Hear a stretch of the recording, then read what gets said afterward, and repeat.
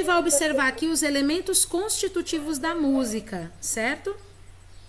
A gente já sabe que a gente está cercado de som por todos os lados, né? E a gente sabe que a fonte sonora... Eu estava hoje escutando uma música em 2009, muito boa. Assim, meu Deus do céu, música boa. Cara, só isso mesmo. Era só isso. Era só isso. Pronto, agora aqui, ó, Jaiane sabe o que são vamos dizer assim, os sons produzidos pela natureza, né, Jaiane? Quais são os sons produzidos pela natureza? Vento, chuva, batendo. Isso. São esses. Cadê o Nicolas Chaves? Nicolas Chaves sabe me dizer quais são os sons culturais? Tia.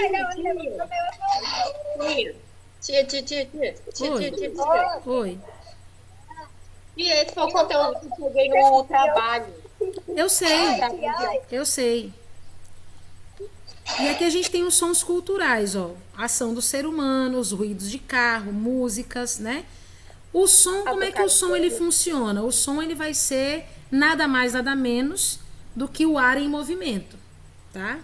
O som é o ar em movimento, simplesmente assim. O som ele vai ser propagado pelo ar, que é capturado pelos nossos ouvidos e interpretado pelo cérebro, né? A gente vai ver isso na aula de ciências, não se preocupem, tá?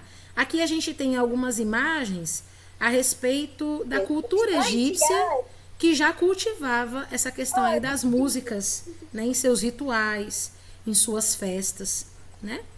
Então aqui a gente tem os sons, né? E na verdade a gente não tem os sons, a gente tem as qualidades fundamentais do som. Então a gente tem intensidade, duração, altura, timbre e densidade, certo? Então no caso, o que a gente vai apontar aqui para vocês? A gente vai apontar a intensidade como sendo aí a diferença entre o som forte e o som fraco, né? Então a vibração ela vai ter uma espécie de uma intensidade. Se a intensidade for muito forte, a gente vai ter uma vibração mais rápida, a gente vai ter um som mais forte. Se ela for uma vibração mais suave, a gente vai ter um som mais fraco, né? A duração é a diferença entre sons longos e curtos. E esses sons, eles também são medidos aí no tempo dessas vibrações. A altura também é sons agudos e graves, ou seja, em vez de ser agudo e grave, a gente costuma falar fininho e grosso, né? Mas na verdade é o som agudo, é aquele bem fininho, e o grave é aquele som que a gente chama de mais grosso, né? Então esses sons, eles dependem da frequência, ou seja, o número de ondas que ele vai produzir. Se você pegar uma pedrinha e jogar no rio, você vai perceber que algumas ondas vão se formar a partir da queda da pedrinha. A vibração do ar é a mesma coisa. Dependendo daquilo que está fazendo o ar vibrar, você vai ter uma vibração muito maior e outra vibração muito menor. Se a vibração for muito maior, a gente vai ter aí uma duração maior dos sons e a gente pode ter uma intensidade maior nos sons, e dependendo da frequência, a gente vai ter um som mais grave ou um som mais agudo, né? Então aqui eu tenho uma experiência para você fazer, né, de som grave e som agudo. Como que você faz? Você pega um livro e pega uma régua, só que tem que tomar cuidado para não bater muito forte, para você não quebrar a régua, né? Aí aqui você coloca a régua debaixo do livro e aí você vai bater nessa régua, ela vai fazer um som. Só que se você esticar a régua, né, ela vai vibrar muito mais, ela vai ter um espaço de vibração maior. Se você colocar a régua mais para dentro do livro, ela vai ter um espaço de vibração menor. Então isso vai fazer a diferença entre os dois sons. Alguém quer compartilhar alguma coisa? Quem me chamou? Quem me chamou? Quem foi? Eu tinha chamado, tio, eu tinha chamado. Diga. Quem me chamou e vai querer voltar e descobrir seu lugar. Como é que você conhece uma música tão velha como essa? Não sei, eu gritaria de antes. Ela conhece essa música, né? Né? Que era pra eu falar. Ó, Posso falar? aqui É uma caixinha de som. a gente tem aqui, ó, o mugido da vaca, né? O mugido da vaca é um som mais grave. Mo, né? Já o canto dos passarinhos já é um som mais agudo. Piu, piu, piu. Né? Por quê? Porque depende de como que é a vibração do ar, certo? Aí aqui, ó, o timbre. O timbre é a qualidade que vai permitir você identificar a fonte de som, né? Dá para você saber se é um canto de pássaro, se é uma batida na porta, se é um instrumento musical. Por exemplo, você sabe quando é seu pai que tá chegando, quando é sua mãe que tá chegando, quando é o cachorrinho que tá entrando, para você ter noção de como que o nosso cérebro ele é. Ele capta o timbre e ele armazena na mente, né? Eu sei quando é cada cachorrinha que anda aqui na minha casa, ela tem um andar diferente. Ou seja, a gente identifica a fonte do som. Isso na nossa mente, no nosso cérebro que armazena as informações e traduz tudo. Aí tem a densidade, né? A densidade ela está relacionada à quantidade dos sons. Aqui, por exemplo, você está vendo uma orquestra sinfônica, tem diversos instrumentos, várias pessoas tocando de forma a formar uma melodia, mas você consegue perceber que tem mais de um, tem vários. Você sabe perceber se tem só 2, se tem só 3, se tem vários.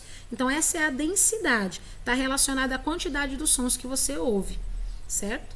Por exemplo, se você está escutando uma mulher cantando uma música solo, ou se você está ouvindo uma dupla sertaneja, você sabe que são duas pessoas cantando porque você vê a diferenciação nas duas vozes, né?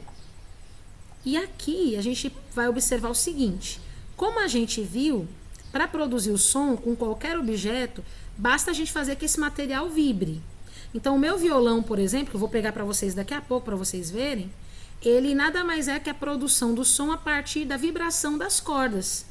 Então, se eu vibro aquela corda, ele vai produzir um som. E quanto mais fininha for a corda, ela vai vibrar mais rápido. Quanto mais grossa for a corda, ela vai vibrar mais devagar. Então, a gente tem ali o timbre diferente, né? A gente vai ter ali o som traduzido de uma maneira diferente. Meu ouvido vai captar aquilo ali, né? Tia, é isso que acontece quando faz, tipo assim, músicas diferentes. Tipo assim, sertanejo tem um estilo, rock já tem outro, tipo, muito diferente, né? Isso mesmo. E da mesma maneira... Música... Pode falar.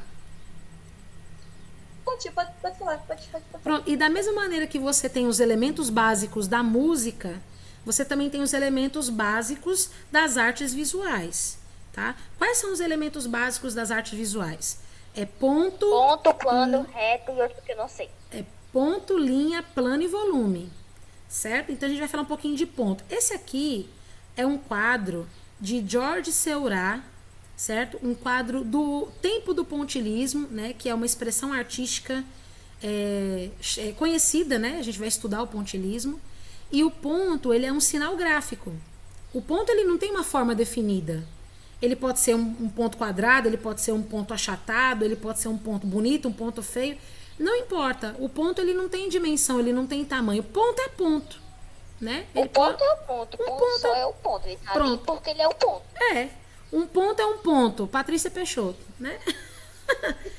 Embora seja a unidade mais simples da comunicação visual, quando você vê um ponto, você diz aquilo ali é um ponto, né? Então ele está presente em vários contextos do cotidiano e é aproveitado por vários artistas. Inclusive, a gente pode ver aqui uma obra inteira feita de pontos. Acredite ou não, isso aqui tudo são pontinhos, né? Tia, é demorado muito. Ô tia. Muito. Oi? Eu só digo uma coisa pro criador dessa obra. Eu não digo nada, ainda mais, eu só digo isso. Agora, a gente também vai ver a linha. O que, que é a linha? A linha nada mais é do que o ponto que não parou. O ponto está em movimento, certo? É o ponto que não ficou paradinho no canto. É o ponto que está registrando uma trajetória. Ou então pode ser até uma sequência de pontos, né? Então, a linha, ela não tem também espessura definida, né? A linha é uma linha. Ela pode ser uma linha bem fininha, uma linha bem grossona, mas a linha é uma linha, né? Então, ela pode ser uma linha reta. Da vida. Ela pode ser uma linha reta, uma linha curva, né? Ela pode ter as duas, mas reta é reta, né? A gente pode fazer um triângulo, um círculo, um retângulo, tá vendo aqui, ó? Isso aqui também é uma obra de arte, né? Feita de várias linhas. Eu tenho aqui linhas que são redondas aqui, ó, Obra linhas de curvas, arte. ó, várias linhas curvas e várias linhas retas.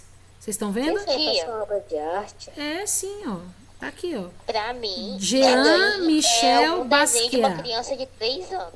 Isso é Rapaz, uma obra de arte. vocês estão desmerecendo a obra de arte do Isso é pintor. melhor, viu? Vocês estão desmerecendo a obra de arte. Que retrata a unha, não é? É, isso aqui é um exemplo de linha, mas podem ser Ô outros. tia, A pessoa que fez esse desenho tava traumatizada. ô tia, Oi. sim, respondendo a sua pergunta, sim, eu realmente estou desmerecendo essa obra, porque pra mim isso é o desenho de uma criança de 3 anos. Mas não é o Jean Batista Basquiat, Nossa, coitado. grandes Jean Batista problemas não. na vida. Como é que é o nome dele? Eu esqueci, deixa eu ver aqui. Jean Michel Jean Basquiat. Baptiste. Jean Michel Basquiat, coitado. Ele já Aí, que Basquiat. passou sua cabeça. Basquiat está agora se revolvendo no túmulo. E agora a gente vai falar do plano. O plano é o seguinte: se a linha é o ponto em movimento, o plano, então, é o resultado da linha em movimento, certo?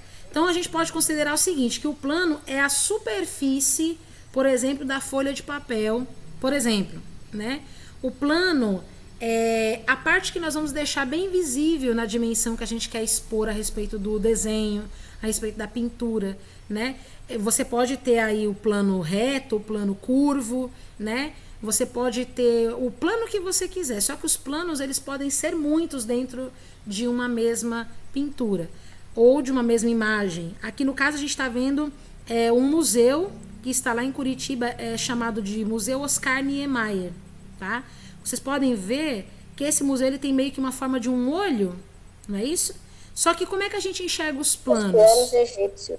A gente tem aqui, ó, essa parte centralizada no desenho, mas atrás tem mais coisas, não tem? Você consegue perceber que tem mais coisas atrás. E mais perto de você tem essa passarela aqui, ó. Isso são planos, tá? O plano, ele vai te dar movimento, ele vai te dar profundidade dentro de uma imagem. Você vai poder conjecturar se ela está mais próxima, se ela está mais distante, se tem alguma coisa atrás dela, se tem alguma coisa mais próxima, certo? Então, isso que é o plano. E o volume... Ah, tia, então o plano é tipo uma estrutura. dentro do desenho É ou tipo uma dentro da estrutura na pintura. imagem. Sim. Você vai ter noção de onde que aquela pintura, ou melhor, de onde que aquele elemento na pintura ou na imagem ele está posicionado. Se mais próximo de quem vê, se mais distante de quem vê, certo? Por exemplo, imagine aqui... Olha, tia, é o Museu do Louvre. É o Louvre. Se você imaginar que a gente tem aqui uma paisagem que tenha montanhas, mas antes eu tenho aqui um riacho. O que eu vou ver primeiro, as montanhas ou o riacho?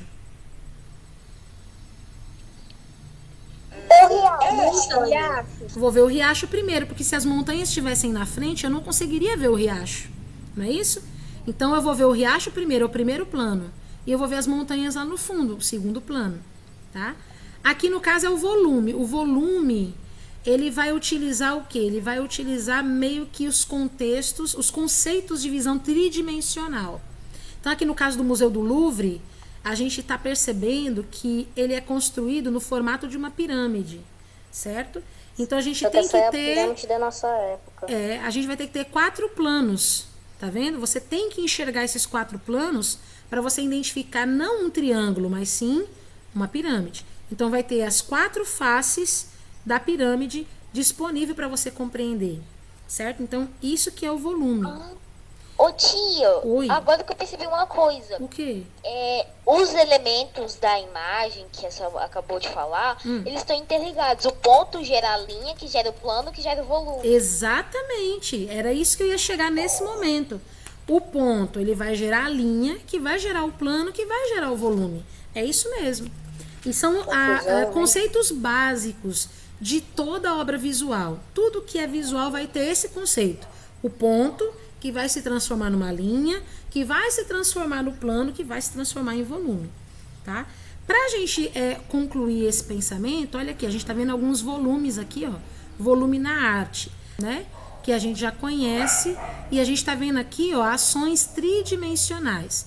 Então aqui você vai ver que esses objetos, eles têm uma influência da cultura afrodescendente, né? Então a gente tem aqui cerâmica, né, produzida. E esse cara aqui, ó, é um artista dos que a gente estuda no 6º ano, que é um dos meus favoritos, que é o Arthur Bispo do Rosário, certo? Ele nasceu em Japaratuba, Sergipe, no ano de 1911, faleceu em 1989, foi lutador de boxe e acabou sendo internado no hospital psiquiátrico, né? Porque ele teve um diagnóstico de esquizofrenia.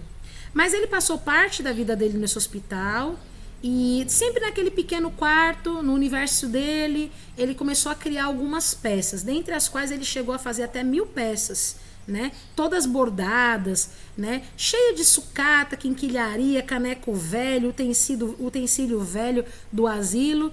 Ele foi mostrando ali os seus dons e ele foi criando novas imagens, né? E aí eu quero que vocês vejam uma das imagens que ele fez, que foi esse manto aqui, ó.